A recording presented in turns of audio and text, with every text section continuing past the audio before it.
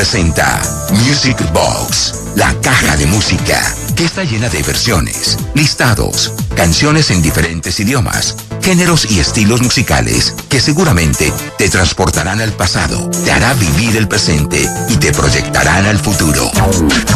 Music Box, para los melómanos y para quienes gustan de la buena música. Con la conducción y dirección de Jonathan Bisuete.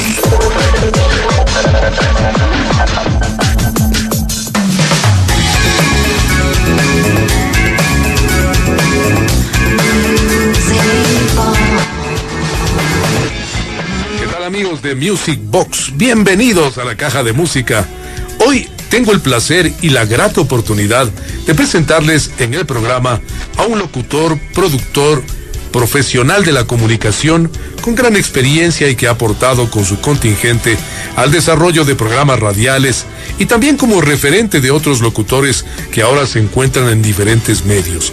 Vamos a conversar y a conocer la trayectoria de Juan Carlos Folleco, la voz que ha participado en varias estaciones y también en canales de televisión.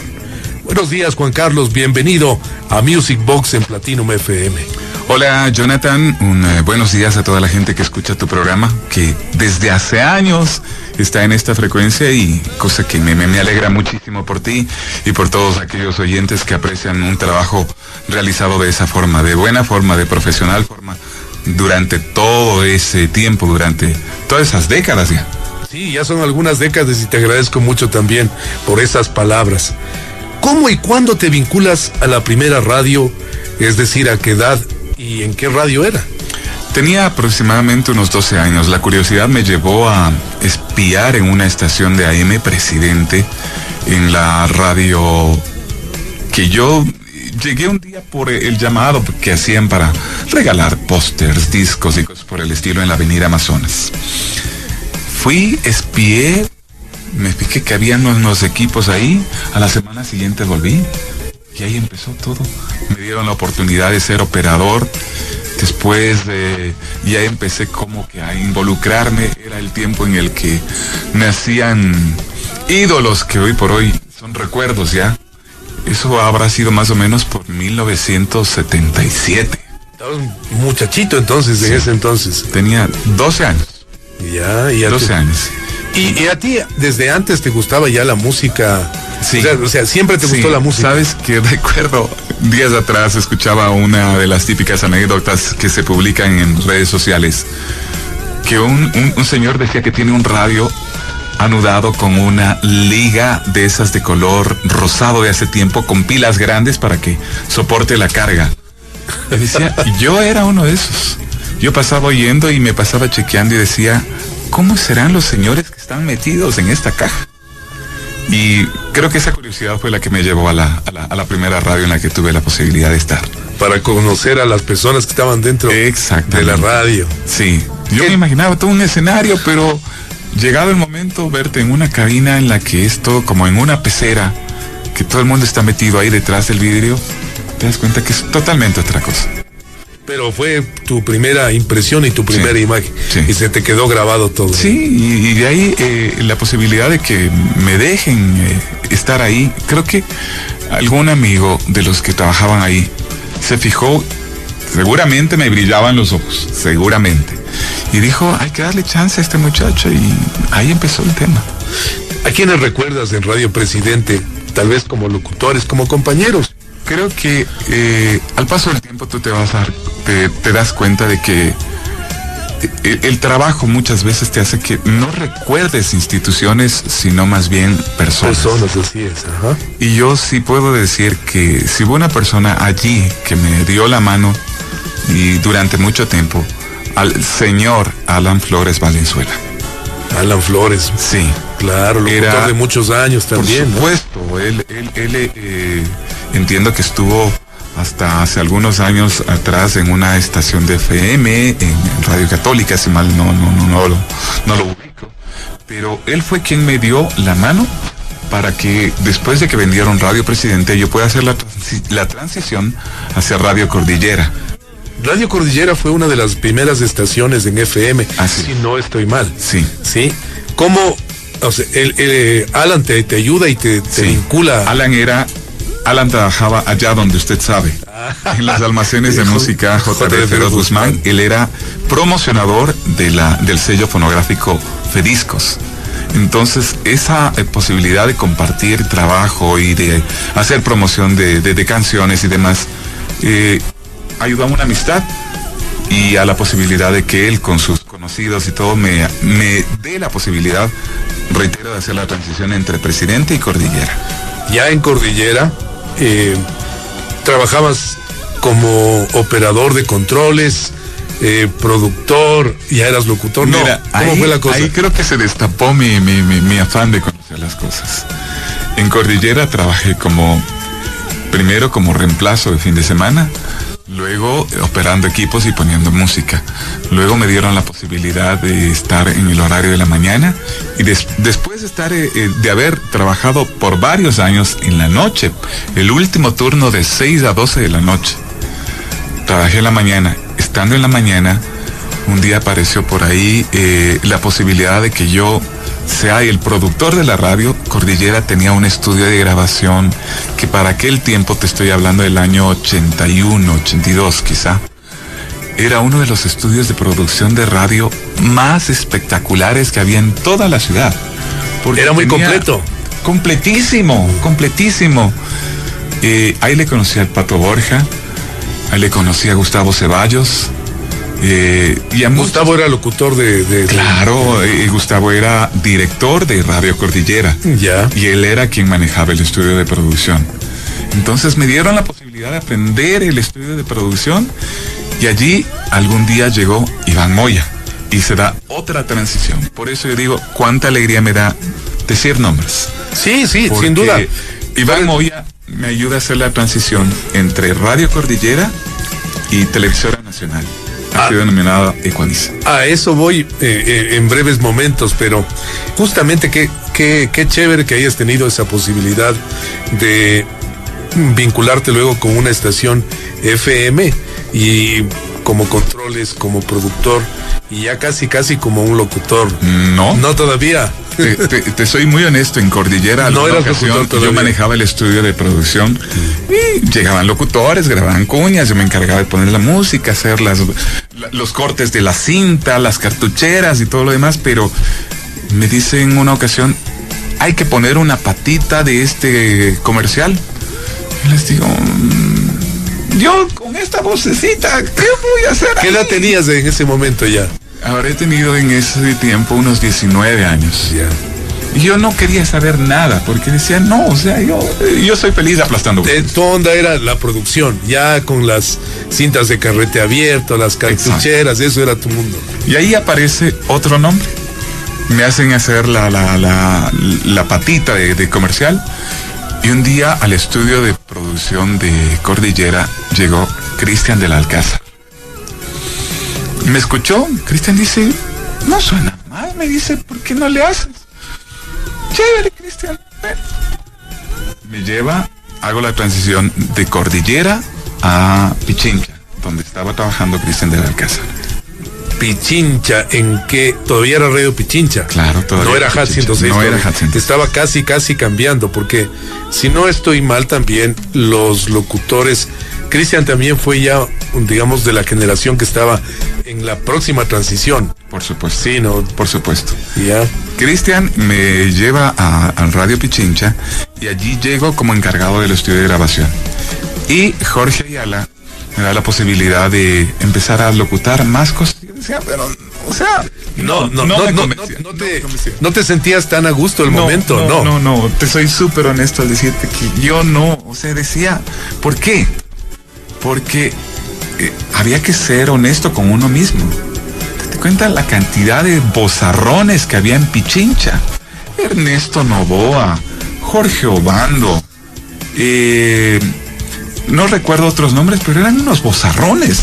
Entonces tú llegar ahí, o sea, como que no. Y el tiempo pasó. Llegué a trabajar en Pichincha en Estudio 106, un programa de madrugada de 12 a 6 de la mañana. Igual, no tuve problema en eso. Luego hice la canción de la mañana en la mañana y después terminé el mejor tiempo de mi vida en esto de haber estado en la transición de Pichincha a Hot 106, haciendo un programa que se llamaba Al Rojo Vivo en las tardes. Al Rojo Vivo. ¿Y a quiénes recuerdas ya como Radio Pichincha, digamos ya como Hot 106, de compañeros y locutores y programas? Ahí hicieron un grupo muy interesante. Por todo el lado. Buenos amigos. Fue el último tiempo en el que estuvo por ahí Ernesto Novoa. Ya él cambió de estación y empezamos una nueva generación de gente. Locutores. Sí. Ya eras locutor. Y te digo una cosa. Yo me alegro muchísimo porque me siento bendecido por haber tenido ejemplos así. Justamente te quería yo preguntar esto. ¿Quiénes fueron tus referentes ya en el ámbito de la locución? Te digo particularmente, y les he comentado a los oyentes, de que mis referentes fueron Fabricio, justamente el que mencionaste este momento y se me está yendo, que posteriormente Ernesto que estuvo también aquí en la radio, Lenin Félix. Por supuesto. Fueron ellos mis referentes. No sé cuáles fueron los tuyos. Mira, voy a retornar en el tiempo y en esos primeros momentos en los que andaba con un radio anudado la pila grande para que me dure, escuchaba musical. Radio musical. Y en musical habían extraordinarios locutores que al paso del tiempo me los fui encontrando. Edwin Almeida, por ejemplo. Gino Almeida. Por allí también el famoso Orlando Martínez, posteriormente autonombrado como Nick the Hitman. Yeah. Algunas voces se me escapan, pero yo tenía esa onda. Hernán Martínez, no. Hernán Martínez.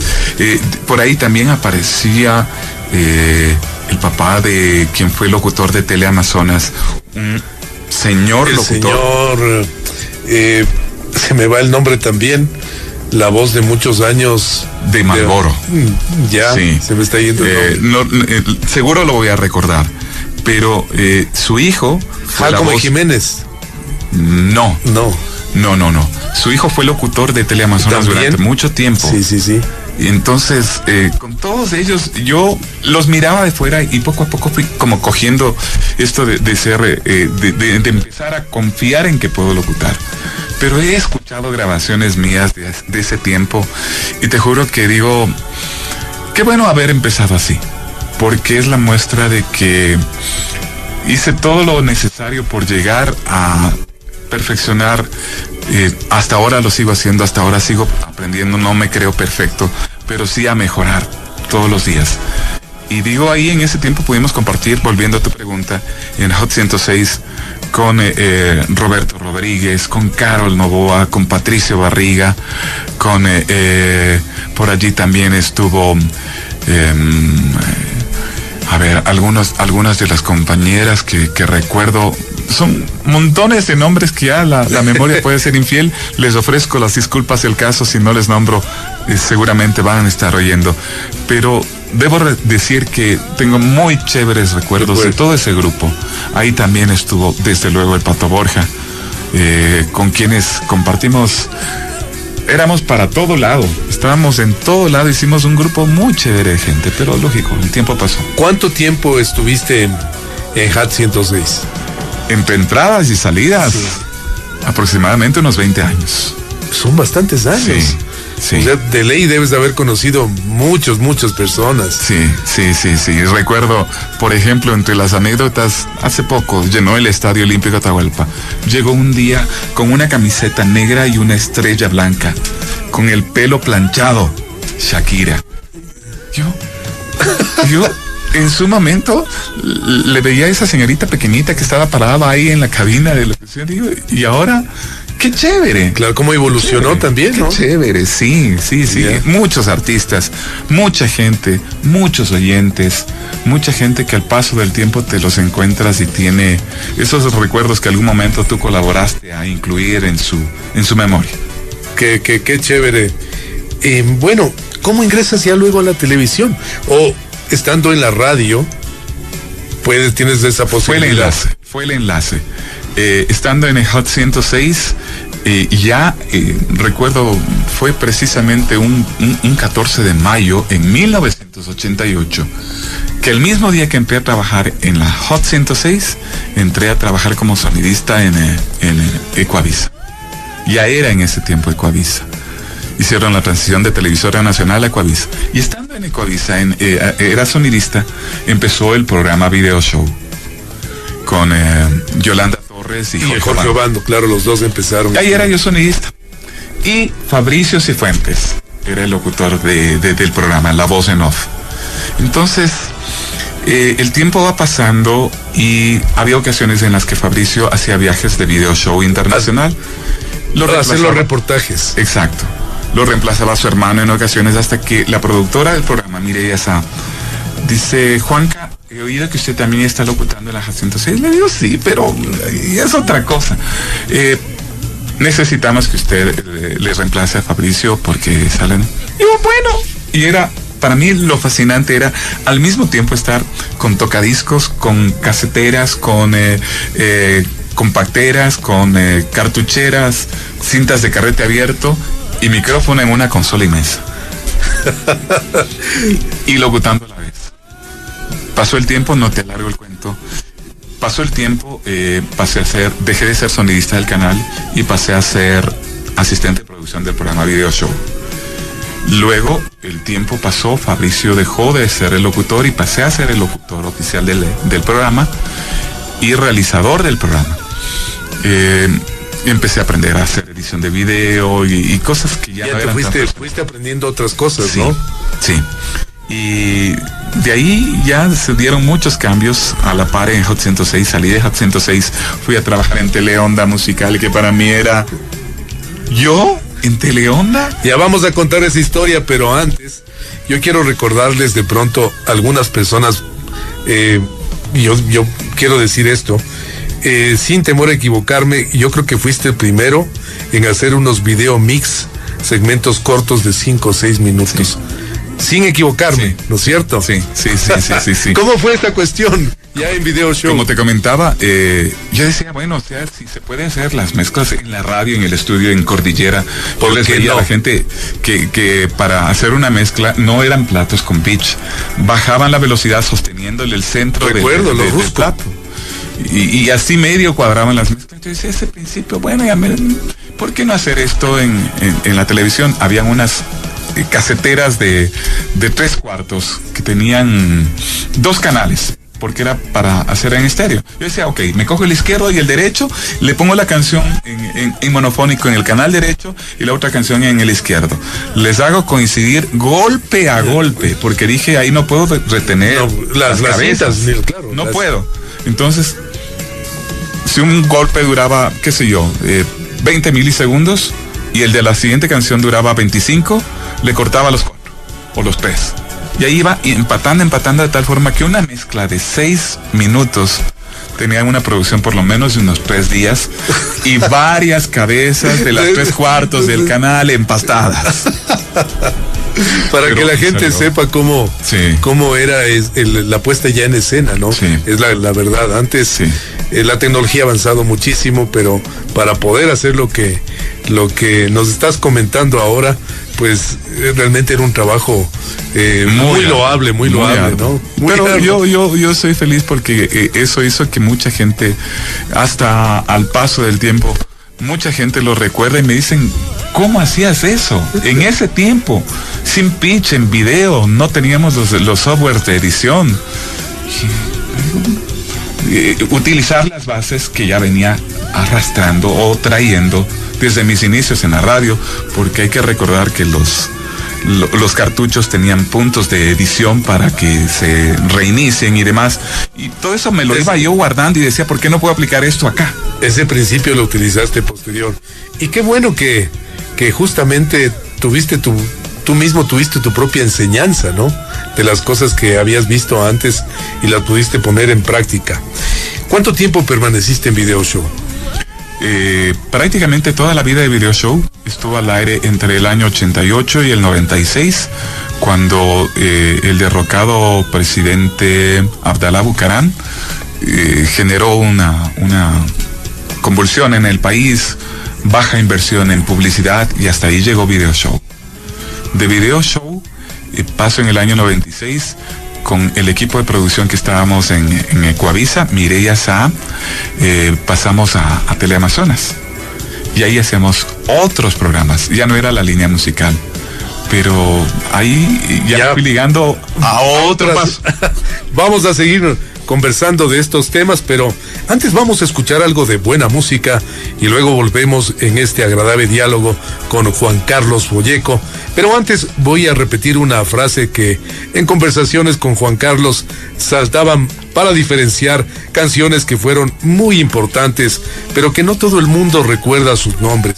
Te voy a pedir, Juan Carlos, que nos des un cromo raro de los que te gustan y que por favor los presentes aquí en Music Box. A ver, el tiempo en el que tuve el gusto de ser parte de Platinum, había una canción en francés que me encantaba. Si mal no lo recuerdo, es algo así como de Gerard Lenormand. Pues, Michelle, sí. Fascinante. Si este momento lo vamos a compartir, a toda la gente le pido que le suban el volumen, porque sin duda alguna su alma se va a sentir grata. Rendición de cuentas de Ecuador Radio S.A. con sus emisoras Radio Quito AM y Platinum FM del periodo de enero a diciembre 2025. El viernes 22 de mayo del 2026 desde las 19 horas con 10 minutos. Escuche la rendición de cuentas de Ecuador Radio S.A. por Platinum FM y Radio Quito AM.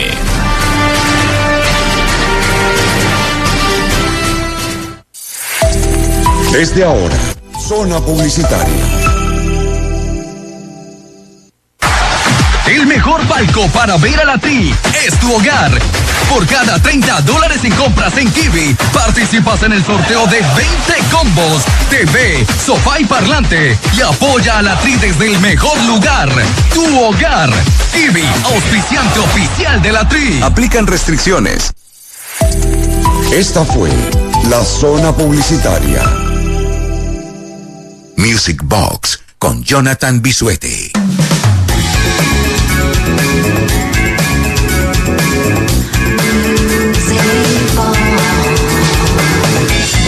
Luego de disfrutar de este cromo raro y realmente una canción muy bonita como les describía Juan Carlos, queremos saber, Juan Carlos, ¿cuándo vas captando el gusto por la música? ¿Qué tipo de canciones escuchabas de niño, de joven? ¿Y cómo llegas a conocer tantos géneros musicales? Porque para las personas que lo conocemos sabemos también que tú eres un melómano. Sí, te cuento que igual voy a retornar a esos 10, 11 años en los que le empecé a tener amor, primero a mi radio y luego a la radio como medio de comunicación. Escuchaba Camilo Sesto, escuchaba iracundos, escuchaba italianos como Sandro Jacob. Era el tiempo de los años 70 en el que eran todo un hit de esos artistas, que al paso del tiempo me sirvió para programas que ahora sigo haciendo. Y después, como te había comentado, también escuchaba musical y por allí me nació el gusto hacia la música anglo. Y musical era una radio que también te ponía música italiana, te ponían música francesa, entonces por ahí. En varios idiomas, claro. Sí. En Cordillera, en cambio, llegué a poner desde música instrumental, pasando por boleros, tangos y música nacional, ecuatoriana, música folclórica, pero me refiero a Inti Limani, Quilapayún, la nueva trova cubana, a esa línea. Y después, al paso de los años, empiezas a darte cuenta de que por ahí me gustaba el pop, pero sí puedo decir que llegó un momento al paso del tiempo que ya después de haber escuchado de todo te das cuenta de que hay muchos géneros que son esencia, entre ellos el jazz y el rock. Y te vas quedando con eso entonces luego. Me quedo con canciones que tienen algo de eso, porque me pueden decir si soy un especialista en jazz o en rock. No lo soy, pero si escucho algo de esas tendencias, de esas combinaciones, identificas claramente. Sí, por ahí me voy. Y creo que mucho del pop que hasta ahora, gratificantemente lo digo, muchos artistas han empezado a echar mano de eso. Digo, qué bueno, porque se está siguiendo la línea de muchos años. Como bien se dice, el tiempo es cíclico y eso ayuda a que se pueda diferenciar, se pueda encontrar piezas de mucho valor también en el tiempo de hoy. Qué bueno y qué que de esa manera hayas podido vincularte con mucha música, ¿no? Sí. Y que yo seguramente sé, no, sin duda alguna también, pienso que debes tener una vasta discoteca. Obviamente, hoy en un disco duro, ¿no? A decir verdad, tengo montones de discos de acetato, montones de CDs. ¿Tienes de todo entonces? Tengo de todo, todos los formatos. Y tengo equipos con los que puedo reproducir ese tipo de... Porque al paso del tiempo, bueno, lo conversaremos adelante, ya intenté hacer algo que pueda tenerlo ya al alcance de mi mano. Pero sí puedo decir que todo ese tipo de formatos, en su momento, yo los llegué a manejar. Estuve en el estreno del primer CD en la Hot 106. Yo, ¡wow! Pasa el tiempo y ahora te das cuenta que serán simples recuerdos en los que tú puedes ver la cara del artista, tocar el disco, sentir ese brillito, ese especial, pero ahora soy favorito tengo como favoritos varios sitios de internet donde no tengo archivado, pero sé que si pongo ese nombre vas a escuchar. Muy bien. ¿En qué momento de tu vida, ya siendo conductor de programas de radio, y luego de experiencias y capacitación, empiezas a dedicarte a trabajar como voz comercial o institucional? El paso entre Ecuavisa y Teleamazonas me brindó la posibilidad de que un día me digan, vas a hacer, ¿te interesa? Porque yo era voz en off de un programa que se llamaba Trato Hecho. ¿En qué? En Teleamazonas. Pulsa y Gana primero, que estuvimos haciendo allí, con Erika Sosa, quien fue compañera de Video Show. Allá nos fuimos a Teleamazonas. Mireya, Erika y yo estuvimos en Teleamazonas. Y Giovanni Erazo, que era jefe de producción en Teleamazonas, un día me dice, ¿te interesa ser el locutor del canal? Le digo, ¿el locutor del canal? Le digo, solamente estoy haciendo lo de Pulsa y Gana. No, dice, queremos hacerte unas pruebas para que seas el locutor del canal. No lo podía creer. Y fui locutor de Teleamazonas entre el año 96 y el 2003. Ya, 96 al 2003 son bastantes años. Sí, y fue para mí una época inolvidable. Allí se empezaron a dar las posibilidades de que mucha gente conozca mi voz, me empezaron a llamar de agencias de publicidad para hacer comerciales y cosas por el estilo. Entonces, creo que cada medio de comunicación en el que estuve, fue un peldaño para estar en otros. Volviendo al tema de la radio, bueno, me dices que ¿en qué año te vinculas con Teleonda Musical? Habrá sido, si mal no recuerdo, el año 91. En el 91. Sí. ¿Y cómo llegas a Musical? Por que en Ecuavisa, quien era locutor de Ecuavisa, del Canal 8, en ese tiempo trabajaba en Radio Musical. Sergio Andrés Torres. Ya. Padre, con cariño le digo un saludo a él, porque también fue otro de aquellos que te decía, no así, esto no, abra más la boca, respire, no así, no le imite al Pato Borja, no le imite al Fabricio Fuentes. Le digo, al paso del tiempo te das cuenta que la imitación fue un gran ejercicio para después redefinir un estilo propio. Y tener tu propio estilo, sin duda. Entonces, Sergio Andrés Torres me dice, sabe que mamá, le decían a la propietaria de Radio Musical y Teleonda, está interesada en que usted vaya para allá. Y tiene referencias también de Lenny Félix Caviedes. Yo, o sea, no lo podía creer, porque decía, son locutorazos que estén hablando, wow, ¿no? que digan que me recomiendan para que vaya. Yo decía, ¿en qué momento de mi vida empecé a hacer las cosas para que ellos me tomen en cuenta? Me alegro muchísimo de haber seguido sus pasos. Y allí se dio el paso. Eso significa que escuchaste mucho a los maestros. Sí. Yo, de Jorge Obando, por ejemplo, te puedo decir, él era uno de los locutores que yo más seguí su escuela. ¿Por qué? Porque él escribía lo que iba a decir en video show. Y casi siempre se le veía con la mano derecha sosteniendo el papel debajo de la silla. Y él tenía mucha energía, pero él no improvisaba. Él escribía un texto alusivo al video musical que íbamos a presentar. Escribía y lo hacía. Lo mismo Fabricio Cifuentes. O sea, eran locutores que me enseñaron de que uno no puede llegar a sentarse frente a un micrófono y hablar, porque algo escuchó o se le ocurrió ese rato. Mis respetos para los locutores deportivos que tienen una capacidad de improvisación genial. Pero decía, para entretenimiento, infórmate, busca, no digas lo mismo, no des la hora cada rato. Busca algo que realmente sea un aporte, porque como se dijo después cuando entré a estudiar comunicación en la universidad, estamos para educar, entretener, informar. Pero decía muchas veces, eso de entretener no simplemente se trata de coger y abrir el micrófono y sube el volumen, pienso, luego existo, baja el volumen, pienso, luego existo, sube el volumen y saluditos y ya. Entonces creo que viví necesidades, entré a estudiar inglés, porque decía mi pronunciación hasta ahora sigue dejando que desear, pero he ido mejorando y buscando. Pero dije, no me voy a quedar escuchando cómo pronuncian otros, voy a buscar cómo se pronuncia. Estudié inglés, me metí, hice una carrera de comunicación y son cosas que me han ido formando y continué en esa búsqueda. Te preparaste, has aprendido y seguimos en ese aprendizaje. Exactamente. Eso es necesario y está muy bien.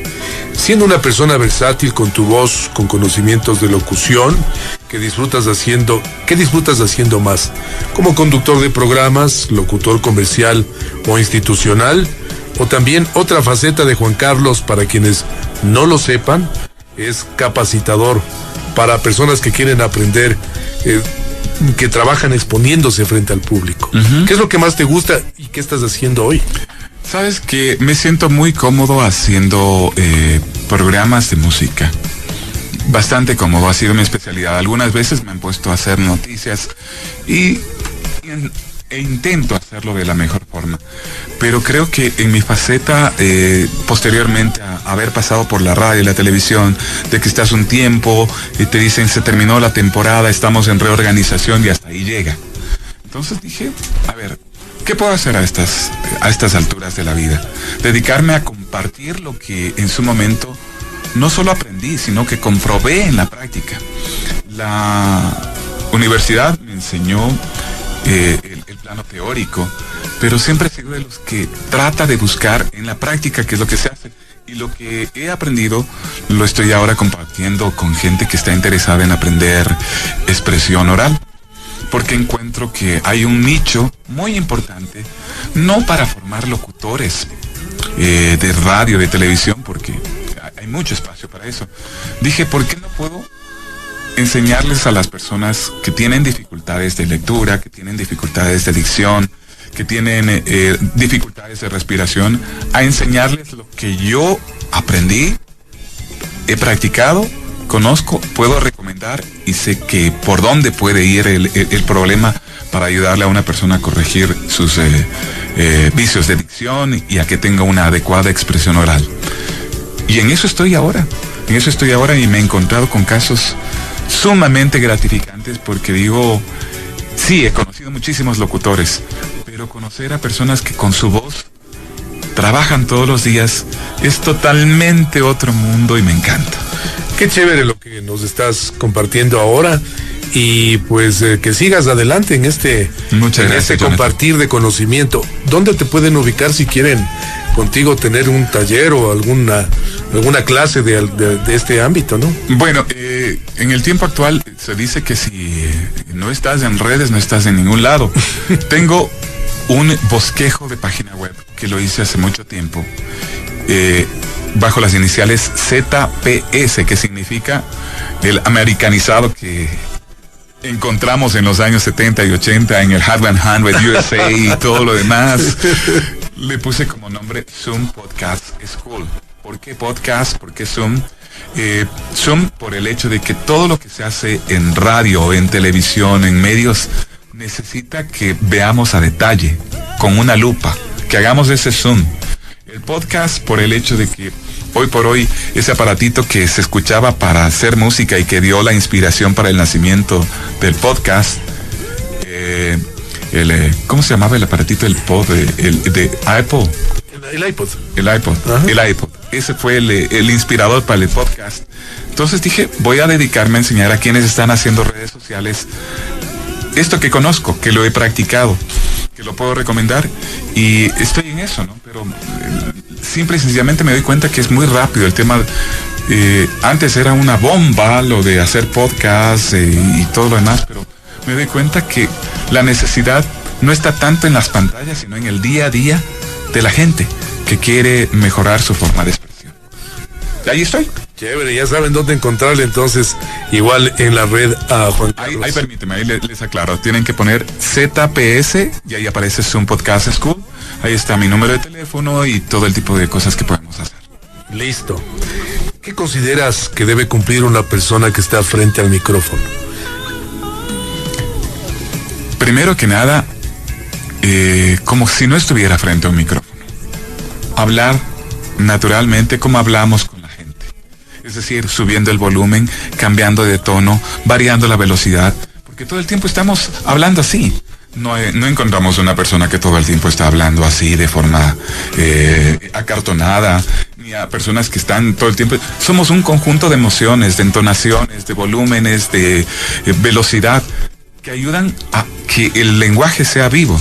Entonces considero que más allá de pensar hoy por hoy en el tema de la tecnología, de que estemos frente a un micrófono, debemos pensar en hablar siempre con el respeto que se merece el metro cuadrado de la persona que está a nuestro alrededor. Justamente por ahí va un poco la pregunta, porque ¿piensas que los locutores de hoy tienen la misma preparación en varios aspectos con respecto a los locutores de la década de los 70, 80, 90, a pesar de que hoy tienen a la mano muchas fuentes de información? Somos generaciones muy distintas, quizá tuvimos otros medios de los cuales aprender y otros profesionales de los cuales aprender.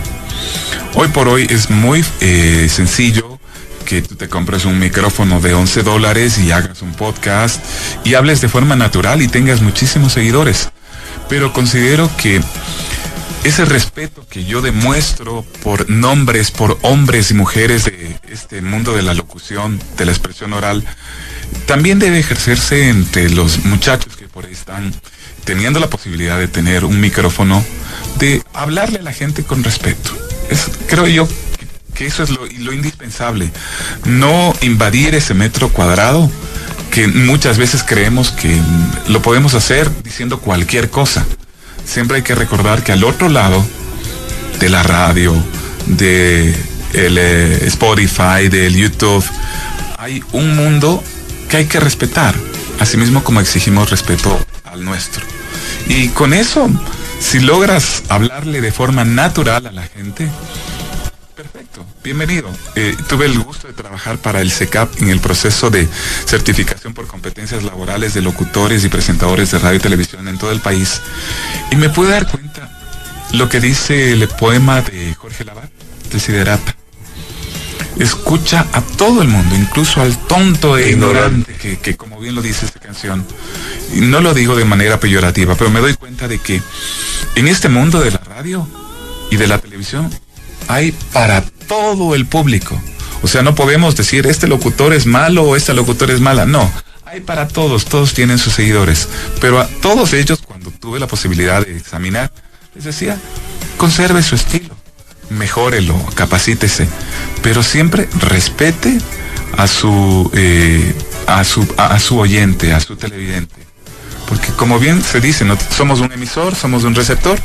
Siempre yo dije, respete a la persona que está al otro lado. Sí, te preguntaba esto porque a veces se malinterpreta. Hay locutores que dicen tener un estilo de locución y de contenido al ofrecerse, pero que se irrespeta al oyente, sí, y no cabe dentro de lo que estamos un poco hablando. Entonces sí, yo creo que siempre, y como tú lo acertadamente lo dices, debe haber respeto hacia el oyente. Sí, sí, yo considero de que muchas ocasiones he podido ver y escuchar cosas que digo, están preocupados por llegar a la mayor cantidad de seguidores. Pero tú te das cuenta que haciendo un trabajo de medios de comunicación al estilo, digamos, de la vieja onda, te das cuenta de que para sostenerte hay que trabajar mucho. Llegar y pegar, fácil. El mantenimiento es lo complicado. ¿Y qué exige el mantenimiento? Un trabajo constante. De todos los días, producir, ¿no?, contenidos para lograr que mis seguidores estén ahí. A muchos influencers les ha costado la vida. Y eso lo vemos en varios ejemplos. Y digo, es importante, me siento muy a gusto con el conocimiento que pude extraer de los medios en los que estuve trabajando, los tradicionales. Pero no le hago muecas ni feos a lo que hoy por hoy se hace. Sin duda, la radio ha evolucionado, especialmente en el aspecto tecnológico, pero considero también que ha evolucionado en el aspecto de la generación de contenidos. ¿Tú crees que es así o no? Sí ha evolucionado también. Sí. Y ahí quizá voy a ser inferente en algo de lo que puedo decir. Pero yo hoy por hoy estoy trabajando con inteligencia artificial. Me habría encantado hace años tener mi jingle, la canción identificativa que diga el rojo vivo, Juan Carlos Folleco, como lo soñaba en la Hot 106 en su momento, en los años 90. Y ahora Pero ahora me encuentro una serie de aplicaciones que le pongo inteligencia artificial, el prompt, en el que le digo, necesito, mi programa es esto, este otro, necesito una canción que tenga, como bien lo dije, toques de jazz, toques de rock, algo de funk, un toquecito por ahí medio de reggae, alguna cosa, y voy corrigiendo y de repente, wow, me apena muchísimo. Y lo digo muy conscientemente por esa pérdida de trabajo para todos esos profesionales. Es que justamente eso quería decirte, que yo pienso que la implementación de la IA en muchos campos, inclusive en la locución y producción de audio y video, que se utiliza mucho actualmente, ¿tú consideras que puede haber igual un aspecto, como ya me estás mencionando este momento? Es el aspecto positivo, pero también se podría analizar desde el punto de vista negativo también, como... Creo que en la defensa de los derechos al trabajo está la clave de esto. Yo llegué a un momento, hice mi jingle y todo me ponía a pensar, decía, pero ahí estoy perjudicando el trabajo de músicos, de coristas, de cantantes. Y dije, ok, me alegro de poder conocerlo, pero si quiero que respeten mi voz, porque a la vuelta de la esquina la pueden clonar y la pueden poner haciendo un programa con cualquiera de los nombres que yo he utilizado y están haciendo mi trabajo y probablemente gratis para alguna estación de radio. Y hay que ponerse en los zapatos de los demás. Y va más allá de eso, ¿no? El tema de la clonación de voz, porque justamente se pueden producir muchas estafas y cosas con la... Exactamente. ¿No es cierto? Entonces, es un desafío. Creo que hay que trabajar a la par con todos estos adelantos que ofrece la tecnología. Yo antes me demoraba en hacer un guión para uno de mis programas unos 3 días. Ahora lo hago en 30 minutos con el aporte de la inteligencia artificial. Pero cuánta alegría me brinda el tener conocimientos en los que la inteligencia artificial tan bien trabajada me ofrece disculpas por desconocer ese tema. Sí, ese es un tema muy interesante lo que tú citas. También me ha pasado. Sí. Yo también igual utilizo la IA de buena manera, pero a veces hemos tenido discusiones porque no sabe realmente quiénes son. O te pone otros datos, sí. Te pone otros datos. Y ahí es cuando tú dices, bueno, todavía tenemos la posibilidad de ir alimentando nuestro trabajo, pero con el cuidado del caso, porque lógicamente la inteligencia artificial, ¿qué está haciendo? Nos está agradeciendo todos los días que le alimentamos de datos de cosas que nosotros conocemos y que la inteligencia artificial comprueba entre millones de fuentes y dice, este está nuevo. A mí ya me tiene. Yo entro a hacer alguna de las actividades, me dice, hola Juanca. Ya te dice así. Y le digo, hazme este guión de la misma forma como lo hicimos la semana pasada. Con gusto, Juanca. Yo digo, ¿cómo no te habría deseado tener en mis manos en 1990 cuando llegó el primer TCH de automatización a la radio? Y me voy un poquito, unos años antes, en la década de los 80.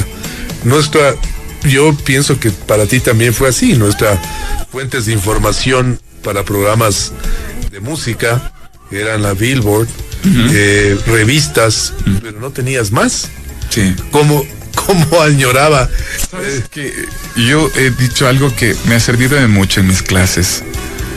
¿Cómo uno puede improvisar? Y regreso a mis inicios, cuando teníamos montones de LPs por todo lado en las radios, lógicamente ordenados de la A a la Z, y tú ibas y buscabas y sacabas por allí un Jefferson Starship con una portada a colores en las que tú podías sacar un texto diciendo en qué consiste la portada, a qué huele la portada, qué textura tiene el disco, utilizar los 5 sentidos para improvisar. Y eso ha sido de mucha utilidad para mucha gente. Y creo que esa escuela nos alimentó a muchos a seguir teniendo la posibilidad de siempre tener algo que decir a propósito a ser creativos de un producto que tenemos en nuestras manos. A ser creativos. Juan Carlos, quiero agradecerte yo infinitamente por tu tiempo de habernos dedicado en esta programación de Music Box. Pues me he sentido también muy a gusto que la gente esté escuchando toda la historia de lo que nos has contado. Y finalmente quisiera que nos dejes un mensaje para los nuevos locutores, comunicadores o periodistas, sabiendo que tú has pasado por todos estos momentos como profesional. Conviértanse en productores totales, no simple y sencillamente de una cosa, porque hoy por hoy, con la tecnología que se tiene, no solo debe ser locutor, debe ser productor, debe ser utilero, debes saber de iluminación, debes saber todo al respecto de lo que antes hacían equipos completos, y formarse de manera constante, sentir curiosidad por absolutamente todo, y sobre todo, frente a ese exceso de información que tenemos hoy, siempre ser exigentes, comprobar que lo que se está diciendo es lo que realmente ha sucedido. No solamente en el plano de las noticias. Muchas veces tú escuchas a locutores presentando una canción y dando datos del artista que consiguió en internet, y tú dices, no, está equivocado. O sea, no es chileno. No, o sea, y ahí cuando yo digo, qué importante resulta tener curiosidad de manera constante, por más de que ya seas viejito, por más de que ya hayas tenido muchísima experiencia. Y sobre todo, hay algo que yo me di cuenta en esos procesos de certificación. El ego dentro de los medios de comunicación es súper dañino.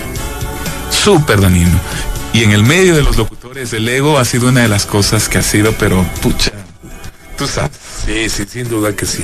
Que te das cuenta de que mientras más sepas conservar una línea de respeto, no solo a los demás, sino a ti mismo, tendrás la posibilidad de seguir dando más versatilidad, siendo no el mismo de hace 40 años, sino tener la posibilidad de presentar de distinta forma lo que hacías hace 30, 40 años atrás.